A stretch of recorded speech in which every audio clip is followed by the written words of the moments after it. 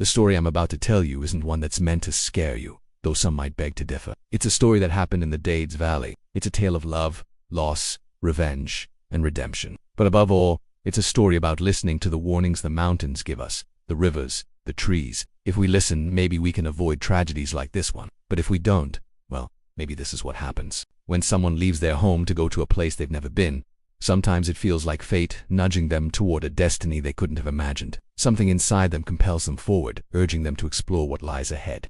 That's exactly what happened to the protagonist of our story, a young man named Idris. He was a teacher. He left his home in Agadir to take up a job in the mountainous Dades Valley, a place very different from where he grew up. When he arrived, the villagers gave him a warm welcome, but he quickly sensed that something was off in this isolated mountain village. Every evening after sunset, the streets emptied, houses were shuttered, and eerie silence fell over the village. When Idris inquired about this odd behavior, the villagers would only reply cryptically, warning him not to pry into matters he didn't understand. Intrigued and a bit unsettled, Idris decided to investigate. One evening while walking around the village, he spotted an elderly man named Omar tending to his garden. Gathering his courage, Idris approached Omar and asked him about the village's peculiar habits.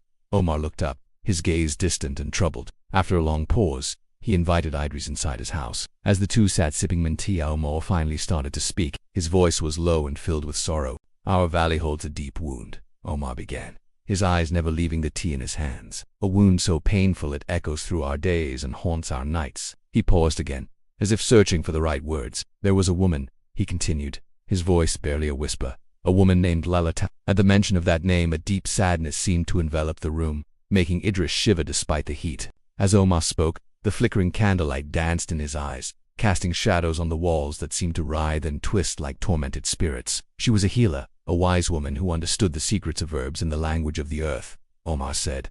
"But her gift was also her curse, for she was different. She saw things others couldn't and heard whispers from the unseen." According to Omar, the villagers once accused Tazrod of bringing misfortune upon them, of consorting with evil spirits. In a fit of blind rage and fear, they dragged her to the fig tree near the river and set her ablaze. Before succumbing to the flames, she cursed the village, her last words echoing ominously through the valley. "You will drink sorrow from this earth as I once drank your hatred." True to her word, a wave of misery descended upon the village. Wells ran dry, crops withered, and children vanished into the cliffs, their laughter and cries forever silent. All because the villagers had failed to recognize the wisdom and goodness of Lala Tezraud, mistaking her difference for malevolence and her power for evil. The more Omar spoke, the darker the shadows grew on the wall, twisting into grotesque shapes that seemed to mock them. "They called her a witch, a heretic, a servant of the devil," he said, his voice heavy with despair. "But she was none of those things. She was a healer, a seer, a protector of this valley, and they killed her." With each word, the air grew colder, sending goosebumps across Ed. He could feel the weight of the tragedy that had befallen this place, the injustice of it, the senselessness. As Omar finished his tale, a heavy silence descended on the room, broken only by the crackling of the dying embers in the hearth. The shadows on the wall seemed to shrink back, as if ashamed of the story they had helped to portray. Idris sat in silence for a moment, digesting the tale, the tragedy of it, the injustice of it. Suddenly a determined look settled on his face. He rose from his seat, his eyes shining with newfound resolve. "Where did she rest?" he asked quietly, his gaze fixed on the old man. Omar followed his eyes, and his heart sank. He knew what Idris was about to do, but he also knew he couldn't stop it. Not everyone could bear the burden of such ancient sorrow, yet some are drawn to it as moths to a flame. "She is buried by the fig tree," Omar whispered, his voice heavy with foreboding.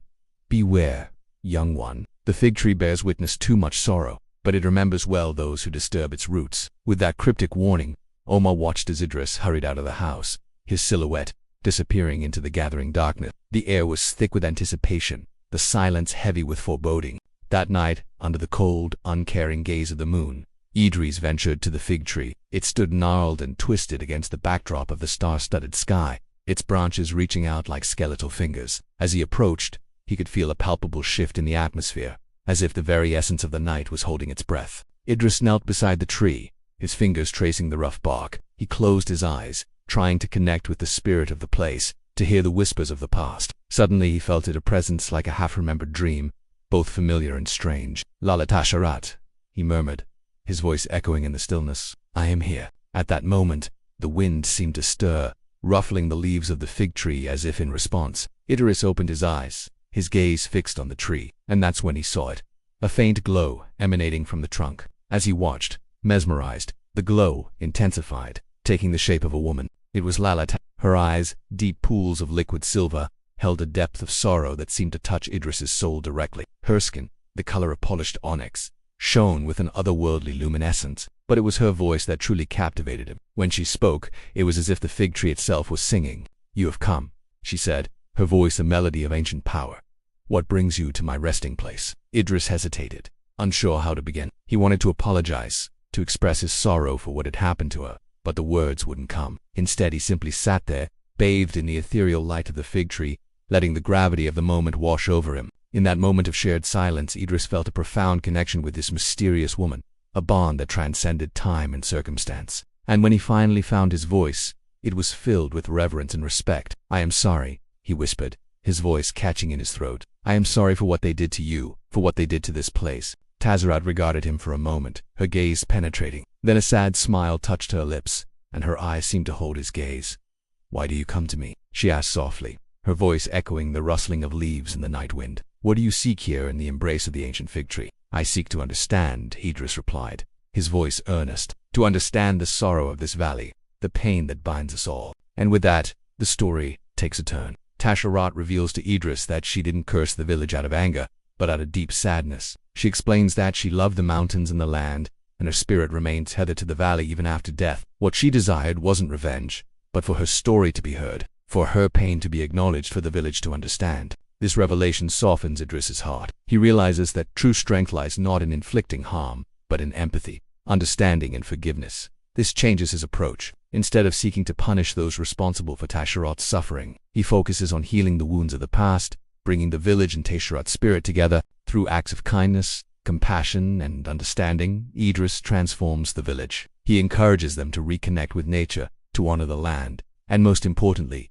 to listen to stories like to learn from the mistakes of the past and break the cycle of hatred and fear. As the story progresses, Idris becomes a symbol of hope for the village, guiding them towards a future of healing and understanding. The fig tree, with its deep roots and silent wisdom, stands as a testament to the enduring spirit of the valley, bearing witness to the pain of the past and the promise of a brighter future. And so, the story unfolds, weaving together themes of loss, grief, understanding, and ultimately, redemption. In the end, it's not just about appeasing a vengeful spirit. It's about confronting the darkness within ourselves, acknowledging the pain of the past and choosing to heal rather than harm. And as the dawn breaks over the Dates Valley, the mountains stand tall, their peaks touching the sky, their slopes whispering tales of resilience and rebirth. The river flows, carrying with it the hopes and dreams of a village renewed. This story reminds us that sometimes the greatest strength comes not from wielding power, but from embracing empathy and understanding. It urges us to listen to the stories of those who came before us, to learn from their pain and strive to create a better future. For in the tapestry of life,